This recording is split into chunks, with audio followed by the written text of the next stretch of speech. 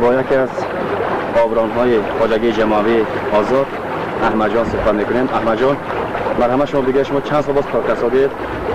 چند هکتار زمین آبیاری کردن چند هکتار زمین در اختیار شماست؟ مرحمت. 79 سال روز اوغرانی میکنم. روز 7 هکتار تشکیل نیوکاسل. 7 هکتاره؟ 7 هکتار. تشکیل شبانه آموزتون روزانه میشه؟ این هوای گرمانده شبانه آموزتون. هوای سالخانه روزانه. چه خواهی گرسیده؟ که ماه گذشته 190,000 بکردم. ماه گذشته 190,000. جوکچینی و اوغرانی و شواهی علاقه بیرون کردن سازی. کور چه بشوره هایی؟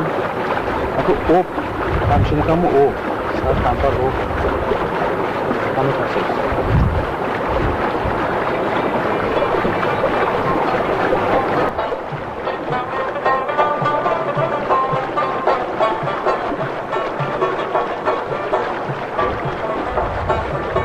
دوستlar bir dilberi cani cihanım var menin Arezi gül kavmeti servi revanım var menin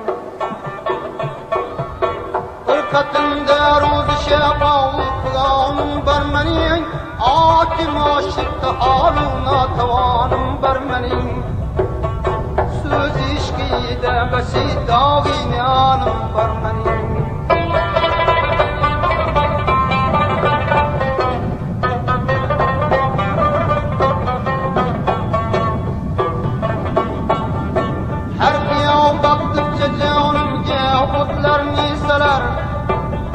Rişteyi canım büyüler ve cümrüm kıskalar Takati sabrım tügen چنانه که تاکید کردیم زمین های خواجگی جماوی آزاد نه تنها در دامنه کوه بلکه به خود کوه نیز رسیده آمده است و در این دامنه کوه زمین نو شده. رئیس من در این کوه دیگه اینجاست.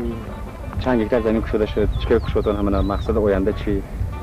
پرسول در همین کوله جو یعنی خطلی روحانده کوه خواجگی نزدیک 5 هکتار زمین با کرگم زمینه همین مسئله آبیاری کردن جو خیلی شد.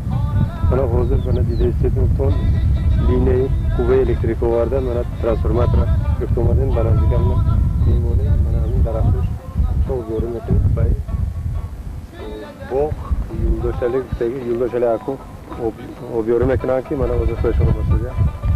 اینجا زاکه نساس آبکشی الکتریکی میشه ده؟